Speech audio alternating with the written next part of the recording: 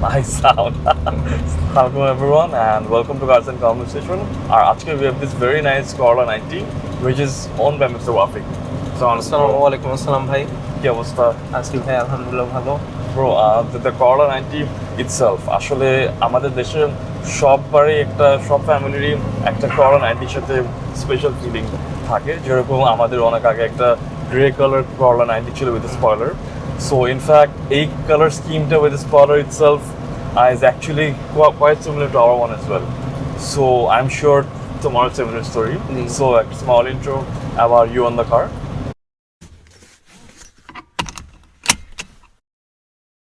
Assalamu alaikum everyone. I am Wafiq. This is my father's EE90 Corolla. এটা আমার আব্বার প্রথম গাড়ি ছিল, তার কেনা প্রথম গাড়ি। It's been with the family since 1990. Wow, mashallah. The first owner. G, first owner. Mashallah, nice. এখন I am just preserving it as a memory. Right. আর কি। So bro, obviously from the 1990 to now the car is not stock anymore. আমরা দেখেছি আমাদের দেশে যারা Corolla EE90 মানে project করছে সবারই either 4AG করে black top or 1ZZ or 2ZZ, but 4FT কিন্তু in general কেউ করে না. Or if you are someone crazy like Owen Bhai, he would do a 3S GT.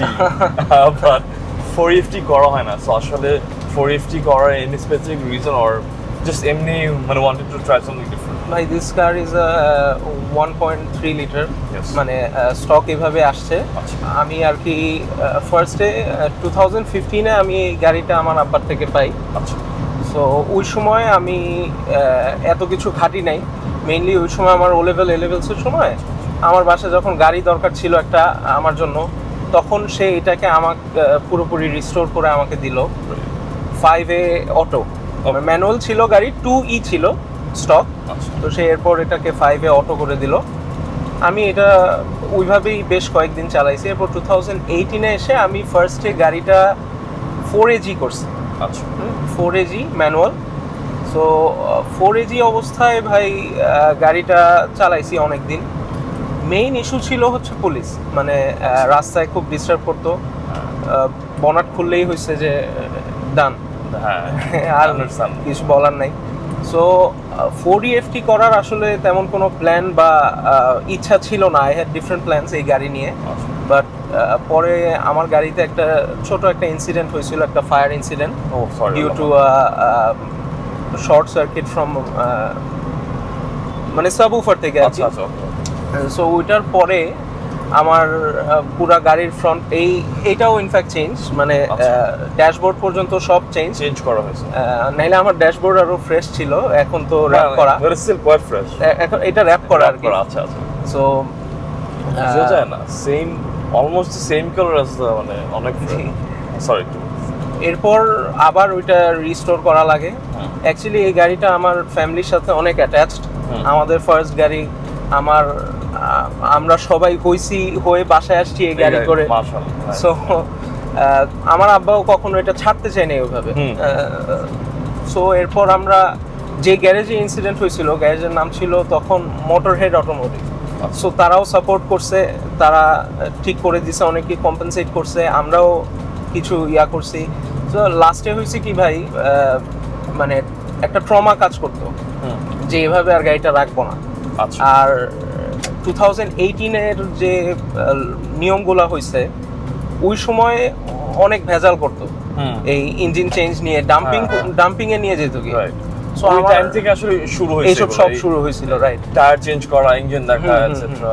So ওই সময় আমি একটা ওয়ে ফাইন্ড আউট করতেছিলাম কিভাবে গাড়িটা লিগ্যাল করা যায়, কারণ 2E ইঞ্জিনটা এমন একটা জিনিস ভাই, এটা এত বছর চলতে চলতে মোস্টলি আমাদের দেশে যেগুলা সিএনজি কনভার্টেড, সো ওগুলা আর আগের মতো রিলায়েবল থাকে না, মানে ভেরি টাফ টু কিপ। ইঞ্জিনগুলা মানে ইজিলি ওভারহিট হয়ে যায়। রাইট। সো আমি একটা ওয়ে খুঁজতেছিলাম যেটাতে গাড়িটা ফান টু ড্রাইভও রাখা যায়। 4EFT is not fast, but it's very fun to drive as a daily driver. ওই পয়েন্ট অফ ভিউ থেকে আমি চিন্তা করলাম যে 4EFT করা যায় কিনা। ফার্স্টে সব লিগ্যালিটিস চেক করতেছিলাম ভাই, যে 4EFT কি আদৌ আমি পেপারে উঠাইতে পারবো না, right, হ্যাঁ সো যখন দেখলাম যে আমাদের কমিউনিটির একজন এবি জয় নাম ওনার ওই ভাইয়া 4EFT করছে, ওনার পেপারে এভরিথিং লিগ্যাল, সো ওনার থেকে পরামর্শ নিয়ে এরপর আমি 4EFT করলাম। মেইনলি এটা ফ্যামিলি প্রেশারই, নাইলে আমার খুব ইচ্ছা ছিল 4AG রাখার, মানে আমি খুব ডাই হার্ড 4AG ফ্যান ছিলাম ওই সময়। এটা করার পরে আসলে বিআরটিএ থেকে তারপরও অনেক ইস্যু ফেস করছি দালালের মাধ্যমে। করার পরে যখন আমার একটা আবেদনপত্র দেয়, ওইটার মধ্যে ইঞ্জিন নাম্বার লিখে দেয়, ওইটা ডেট হিসাবে সাবমিট করলে আমি স্মার্ট কার্ড পাবো। যেই ডেটে গেলাম যে দেখি যে স্মার্ট কার্ড পুরোনোটাই আবার আসছে, মানে 2E আবার আসছে, কোনো কাজ হয় নাই। পরে আফসোস করে মানে বাসায় তো চিল্লাচিল্লি যে না এইভাবে আমি গাড়ি রাখবো না, তুমি পারলে এখন 2E লাগাও, নাইলে আমি গাড়ি রাখবোই না। এটা আর কি আমার আব্বাও করে রাখতো ওইভাবে, সে নিজেও গাড়িটা ছাড়তে চায় না। বাট পরে দালালের মাধ্যমে একজন ব্রোকারের মাধ্যমে আবার আমি ট্রাই করলাম। অলমোস্ট 50 ওভার আমার স্পেন্ড হয়েছে এইটার পিছনে। পরে উনি আমাকে একটু আশ্বাস দিল, আমি এখন আমার পেপারস 100% লিগ্যাল, মানে চাকা টায়ার 16 ওঠানো আছে, ইঞ্জিন 4EFT উঠানো আছে। সো ওইটার পর থেকেই আমি এটা চালানো শুরু, মানে এটা এইভাবে চালাচ্ছি। মানে এটা কোনো ম্যাড প্রজেক্ট করব বা কিছু এমন কোনো চিন্তা না, আমার মেইন ফোকাসটা হচ্ছে প্রিজার্ভ করা জিনিসটা, মানে ভালোভাবে রাখা। It's very tough. হইতে পারে ভাই রেগুলার টয়োটা করোলা, বাট এখন পার্টস গুলা সহজে পাওয়া যায় না। পেলেও অনেক এক্সপেন্সিভ হয়। এক্সপেন্সিভ হচ্ছে বড় কথা ভাই। দেখা যায় আমার গাড়ির পার্টটা এটার থেকে বেটার। আমার স্টিয়ারিং বক্স আপাতত খুব একটা ভালো অবস্থায় নাই, বাট যখনই আমি জিনিসটা কোথাও খুঁজতে যাব, ফ্রেশ একটা পাইলে এটা নিয়ে আসলে আমার মেকানিক আমাকে বলবে যে আপনারটা এর চেয়ে ভালো আছে। ইভেন কি ডোর লক আর খুঁটিনাটি যা আছে, ইন্টেরিয়র বিটস কিচ্ছু পাওয়া যায় না, পাইলে ফ্রেশ পাইতে খুব টাফ। তো এইভাবেই ভাই চলতেছে। আমি এই গাড়ি দিয়ে সব শিখছি, মানে ইচ এন্ড এভরিথিং। দেখা যেত আমরাও 2E অবস্থায় গাড়িটা গ্যাস ছিল, সো আব্বা ড্রাইভারকে দিয়ে গ্যাস আনতে পাঠাইতো আমার সাথে। তো ছোটবেলায় ড্রাইভারকে বলতাম আমাকে একটু দেন, ওভাবে শিখতাম। ম্যানুয়াল যখন টাফ মনে হতো, আমি যে বাসায় থাকতাম ছোটবেলায়, মগবাজার, আমাদের নিজেদের বাসা, আশেপাশে খালি জায়গা আছে একটু, আমি ওখানেই এক এন্ড থেকে শুরু করে 1 নাম্বার গিয়ার থেকে 2 নাম্বার ফালাইতাম, আবার ব্যাক করতাম। এভাবে আমি শিখছি আর কি। তারপর ও লেভেলস এ লেভেলসের টাইমে কোচিং শেষ হইতো 9:30 10টার সময়, তখন ব্যাক করার টাইমে আমি চালায় ব্যাক করতাম। মানে এভাবেই শিখা। আমার অনেক মেমোরিজ ভাই এই গাড়ির সাথে। অনেস্টলি স্পিকিং এভরি ডে চিন্তা করি বিক্রি করে দিয়ে এটা কিনবো ওইটা কিনবো, but at the end of the day মন মানে না। আসলে এভাবেই চলতেছে।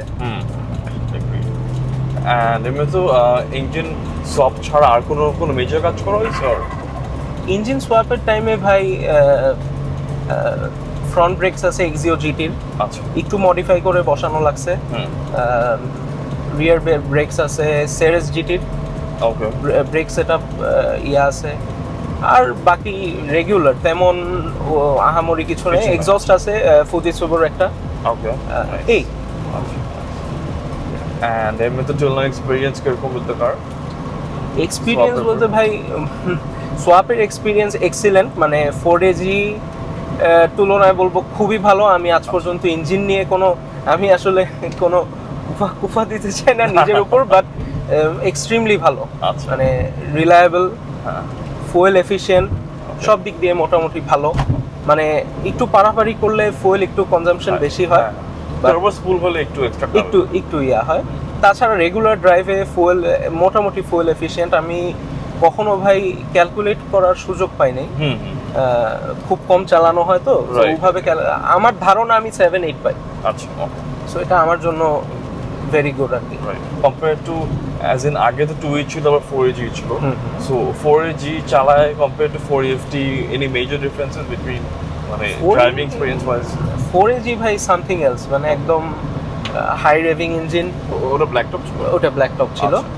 তো ওইটা চালায় অন্যরকম ছিল। রেড লাইন করতে প্রচুর মজা লাগতো। রাইট। এটা ডিফারেন্ট একটা জিনিস। 4EFT আসলে ভাই আমি এতদিন চালাই যতটুকু বুঝলাম, এটা আহামরি ফাস্ট কোনো ইঞ্জিন না, জাস্ট রেগুলার 4EF এর মধ্যে একটা ছোট্ট টার্বো বসানো, বাট ইটস এক্সট্রিমলি ফান। মানে রেগুলার ড্রাইভে অনেক ফান। আমার ধারণা বাংলাদেশে ভাই 100-120-র উপর, মানে 80-তে তো আমরা কেস খেয়ে যাই, 80-র উপর গেলে 120-র উপর কোনো দরকারই নেই। মানে এর চেয়ে বেশি পুল করা আমার দরকার নেই। সো ওই পর্যন্ত ইটস ফান। আমি কখনো এই গাড়ি 4EFT করার পর 180 উঠাই নেই, আমি জানি না। মানে আমিও এখন আস্তে আস্তে একটু ভয় পাই স্পিডিং করতে, আমি ওরকম করি না। And এমনি তো fuel নিয়ে তো শুনলাম, but এমনি তো is the car hard to maintain now, the servicing একটু প্যারা, because like you mentioned before যে রেগুলার পার্টস পাওয়া যায়। হ্যাঁ, রেগুলার পার্টস যেমন ভাই engine oil filter, air filter তো মানে কোল্ড এয়ার ইনটেক করা, সো ওইটা চেঞ্জ করতে হয় না। রেগুলারে কোনো ইস্যু হয় না, বাট যে কোনো ইস্যু, যেমন রিসেন্টলি আমি যদি একটা শেয়ার করি, রিসেন্টলি আমার গাড়ির পাওয়ার মোটরটা ইস্যু দেয়। ওকে। সো ওইটা পাইতে খুব ডিফিকাল্ট হয়েছে। দেখা গেছে 2-3টা কিনে আনছি, দে আর দ্য সেম, ভালো না, কোনো রকম রিপেয়ার করে তারা রেখে দিছে। ভালো খুঁজে পাওয়া খুব টাফ। সো পার্টস নষ্ট হলে এটা এক্সট্রিমলি টাফ খুঁজে পাওয়া। আমি জানি না, অন্য কিছু ওনার্স আছে তারা হয়তো বাইরে থেকে করে, মানে বাইরে থেকে পার্টস নিয়ে আসে, দুবাই থেকে মেবি। আমি কখনো এই গাড়ির ক্ষেত্রে এত ইনডেপথ যাই নাই। এখানে যতটুকু পাচ্ছি ওটার উপরেই মেনটেন করতেছি ভাই। And then from your point of view, 3 pros and 3 cons of this Corolla? এত পুরান গাড়ি ভাই, প্রো কনস আসলে কি বলবো। মানে বিং দিস ওল্ড, আমি প্রো বলবো হয়তো এক্সট্রিমলি রিলায়েবল, মানে এটা একটা হয়তো বলতে পারি। আরেকটা প্রো কি বলা যায় ভাই, তোমার মাথায় আছে কিছু? প্রো I feel আসলে the car itself, Corolla 90 একটা timeless অবশ্যই for Toyota। Toyotaর জন্য it's a very classic, মানে ওদের হিস্ট্রিতে enriched একটা গাড়ি। আর এই গাড়িটা যে পরিমাণ ইম্প্যাক্ট ক্রিয়েট করছে on families, just not in Bangladesh but all over the world, itself is a pro. Exactly. And এখনো কিন্তু অনেক জায়গায়, আফ্রিকাতে, পাকিস্তানে এখনো কিন্তু এই গাড়ি চলতেছে, অনেক ভালোভাবে চলতেছে। আমি আরেকটা প্রো আমি যদি বলি, আই ডোন্ট নো তুমি বসে কি ফিল করতেছো ভাই। আমার এই গাড়ির সিটগুলা এক্সট্রিমলি কমফোর্টেবল লাগে। আচ্ছা। 90 কিনেই কিন্তু ভাই সবাই করে ফেলে, সিট চেঞ্জ করে। সো আমি এইসবের দিকে যাই নাই, আমার সিটটা আমার কাছে এক্সট্রিমলি কমফোর্টেবল লাগে। আমি জানি না, maybe you are not comfortable, আমার কাছে লাগে। Seats are very good, but আমার পয়েন্ট অফ ভিউ থেকে এটার তো আই গেস স্টক ছিল এরকম, এভরিথিং না এরকম ক্লথ ছিল তো এই সিটটা। হ্যাঁ সিট ক্লথ আমার এগুলো গাড়িতে আমার ক্লথ সিট বেটার লাগে। আমি অবশ্যই ডেফিনেটলি এগ্রি করি, আমার কাছেও বেটার লাগে। বাট গাড়িটা ভাই চালালে প্রচুর ময়লা হয় সিটটা, সো এই জন্য আমি এটা করে রাখছি। And 3 cons from your point of view? Cons ভাই, আমি জাস্ট অনেস্টলি স্পিকিং এই গাড়ির কোনো কনস নাই। যদি আমি এটা টুই ক্ষেত্রে চিন্তা করি, এটার তেমন কোনো এক্সট্রিমলি মানে অসম্ভব ভালো একটা গাড়ি ছিল ফর দ্যাট টাইম। কনস আমি একটা বলবো যে the things we are doing here, ওগুলো করাতে গাড়ির কনসের অভাব নেই। যেমন প্রজেক্ট কার্স আসলে প্রপারলি শেষ করা ইজ ড্রিম বাংলাদেশ, এটা অসম্ভব আসলে। সো ওই ক্ষেত্রে কনস আমি এটা একটা বলবো যে এটা পারফেকশনে আনা খুব ডিফিকাল্ট যেভাবে চলতেছে। আরেকটা কন ভাই বলবো পার্টস, মানে যেটাই বলে, আমি যদি আজকে বেশি জোরে পাড়া দিয়ে আমার ক্লাচ পেডালটাও নষ্ট করে ফেলি, এটা পাওয়া খুব ডিফিকাল্ট। এই জিনিসটা ভাই, মানে এই সানশেডটা আমার গাড়ি যখন পুড়ে গেছিল, আমি তো বললাম, সো এগুলোও পুড়ে গেছিল। এইটা খুঁজে পাইছিলাম, এটা আমি রিসেন্টলি লাগাইছি, মানে খুঁজে পাইতে খুব ডিফিকাল্ট হয়েছে। এটা একটা কন আর কি, পার্টস পাওয়া খুব টাফ। যেটাই ধরি না কেন, দেখা যাবে আনলেস ব্র্যান্ড নিউ পাওয়া যায়, যেমন শক অ্যাবজর্ভার্স, এগুলা ছাড়া এমন কোনো জিনিস যেটা রিকন নিতে হয়, দেখা যায় আমার গাড়িটা বেটার আছে। এটা একটা কন। তোমার ক্ষেত্রে ভাই? আরেকটা কন আমার মনে হয় যে আজকাল যেটা আসলে এটা তোমার ফার্স্ট সেকেন্ড পয়েন্ট মিলায় একটা জিনিস। আমাদের দেশে এখন পুরান গাড়িটা একটা হেডেক হয়ে গেছে আসলে। রাইট, হ্যাঁ, এটা একটা কোন আমি কিভাবে ভুলে গেলাম। যে কোনো পুরান গাড়ি হোক না কেন, মানে আমাদের দেশে যে একটা, সব দেশে আমরা যদি আমাদের আশেপাশের দেশ দেখি, পাকিস্তান পর Bangkok, Thailand, they always embrace the classic car. আমাদের দেশে এটা নাই, মানে নাই মানে আছে, বাট আমরা সাপোর্ট পাই না সরকার থেকে হোক বা অন্য কোনো বডি থেকে হোক। আই রিয়েলি হোপ আমাদের current PM, honourable PM Tarique Rahman এটা নিয়ে কিছু করবে। ব্রো, এখানে উনি অ্যাটলিস্ট যেটা বুঝে উনি ঠিকই চায়, বাট ওনার আশেপাশে মানুষজন আসার একটা বড় প্রবলেম। এক্স্যাক্টলি, এইটাই বিগেস্ট প্রবলেম। আর he has to keep everyone happy, right? So এটা জাস্ট আমার point of view, I could be wrong obviously, but আমি জানি, but at least what I understand, উনি এগুলো সবই বুঝে, বাট উনি ওনার আশেপাশে মানুষজন করতে পারে না, যেটা পার্সোনালি এটা ডেফিনেটলি একটা কন। এইসব কারণে ভাই গাড়ি খুব একটা বের করি না। মানে আমি 100% লিগ্যাল, আমি ভয় পাই না, রাইট, বাট হ্যারাসমেন্ট আছে, মানে তারা আটকাবেই, নো ম্যাটার হোয়াট, গাড়ি আটকাবে। এভরিথিং লিগ্যাল হওয়ার পরও আমার আব্বা এখনো ভয় পায়। আমি যদি একা এই গাড়ি নিয়ে বের হইতে চাই, বলবে এইটা নিয়ে যাও না, অন্যটা নিয়ে যাও। তো মানে আমরা এখনো কমফোর্টেবল না, বাট আমি কিন্তু ভাই টাকা খরচ করে, মানে গভর্নমেন্টকে টাকা দিয়ে আমি গাড়িটা লিগ্যাল করছি। তারপরও আসলে, আর আমাদের পুলিশ, মানে পুলিশদের কালচারটা এমন হয়েছে, কোনো ইস্যু না থাকলেও ইস্যু একটা বের করবে কোনো না কোনো ভাবে। ওরা মানে যেটা বললাম ভাই, হ্যারাসমেন্ট, এটা তারা করবেই, মানে এটা কোনোভাবেই থামাথামি নাই। Any future plans with the car? Future plans ভাই, আমি দোয়া করি আমার মাইন্ড কখনো চেঞ্জ না হোক যে আমি বিক্রি করে দিব বা সামথিং। আমার খুব ইচ্ছা একটা হোন্ডা সিভিক টাইপারের নতুন জেনারেশনটা। অলরেডি তো একজনের নামে 2 গাড়ি থাকলে যে ইস্যু, এনভায়রনমেন্টাল সার্চ, পাগল হয়ে যাবো এনি মোমেন্ট। সরি, বলতে থাকো। আমি 2 বছর যাবত এটা দিচ্ছি এই গাড়ির জন্য, বাট এই বছর নাম ট্রান্সফার করে ফেলছি। আমার 3টা গাড়ি, আমার বাসায় 3টা গাড়ি। আচ্ছা, একটা আলাদা নামে আছে আর কি। তো 3টা থাকাতেই এই ইস্যু। তো আরেকটা গাড়ি ডেফিনেটলি এফোর্ড করতে পারবো না। তো ওই পয়েন্ট অফ ভিউ থেকে চিন্তা করলে, আমার যদি কখনো ইচ্ছা হয়, আল্লাহ যদি তৌফিক দেয় একটা টাইপার নেয়ার, তখন এই গাড়ি সেল করা ছাড়া আমার কাছে আর কোনো উপায় থাকবে না। বাট আমি চাই না, টু বি ভেরি অনেস্ট, আমি চাই না, কারণ আমার আব্বা এখন গাড়ি চালায় না। দিস ইজ ওয়ান কার যেটা সে ড্রাইভ করতো। আমি যেমন ভাইয়া ক্রাউনটা দেখছেন, আমি যেমন ক্রাউনটা চালাচ্ছি, এরকম আমার আব্বা এই গাড়িটা চালাতো। মানে এটা সফটওয়্যার ড্রিভেন ছিল না ওই টাইমে। সো আমি এই জিনিসটা প্রিজার্ভ করতে চাই, মেমোরি হিসাবে রাখতে চাই। আমার ফ্যামিলি থেকে যথেষ্ট সাপোর্ট আছে এটার ক্ষেত্রে। মাঝে মাঝে রাগ করে অনেক কথা বলে, বাট আমি বুঝি যে আমার ফ্যামিলি থেকে আমার প্যাশনটার প্রতি ভালো সাপোর্ট আছে, তারা রাখতে দিচ্ছে আমাকে। সো যতদিন রাখা যায়, মানে আমি সেল করার প্ল্যান করি না। হ্যাঁ, অ্যাবসলিউটলি। বাট এটা যে তুমি, মানে তোমার এই থট প্রসেসটা বা তোমার আপুর একটা জিনিস তুমি সেভ করে রাখতে চাচ্ছ, that itself is something very important for for everyone to understand, যে একটা গাড়ি জাস্ট গাড়ি না, পয়েন্ট এ টু পয়েন্ট বি না, এটার পিছনে কত স্টোরিজ, কত মেমোরিজ আছে একটা ফ্যামিলির। এটা আসলে বোঝাটা খুবই ক্রুশাল, খুবই ক্রুশাল, রাইট। আমি ভাই অ্যাজ আ কার এনথুসিয়াস্ট, আমি মনে করি ফাস্ট কার্স, মানে অ্যাটলিস্ট আমাদের দেশের পয়েন্ট অফ ভিউ থেকে আমার জন্য ইম্পর্টেন্ট না।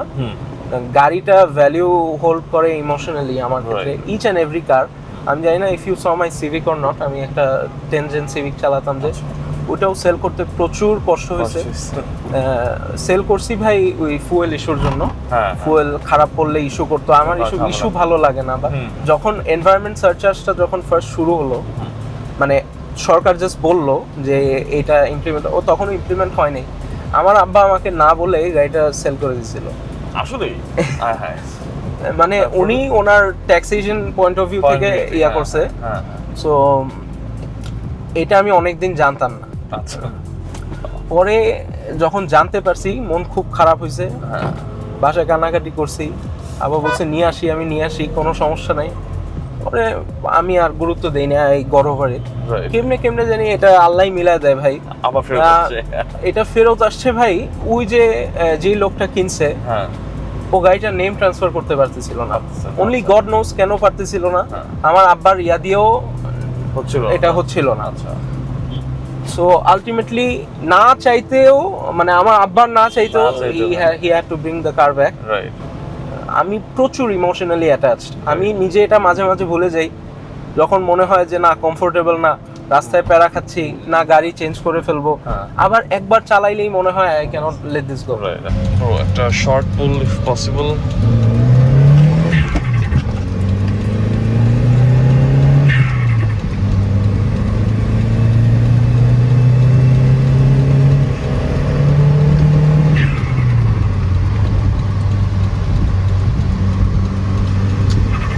Oh, sounds very nice, mashallah. And also, lag খুবই কম, surprisingly. মানে অনেক পুরান engine and stuff and etc. but still lag খুবই কম. ইভেন ভাই ফ্রন্ট মাউন্ট ইন্টারকুলার করা, তারপরেও আচ্ছা। খুবই কম নাই। Bro, thank you so much for your time. Had an Thank you, ভাই। absolute pleasure. আবার দেখা হবে ইনশাআল্lah. Thank you. খুবই so much. ভালো লাগলো ভাই। And And I would say অবশ্যই- এটা take care করে। না, ডেফিনেটলি অবশ্যই I will try my best. ইনশাআল্লাহ ইনশাআল্লাহ.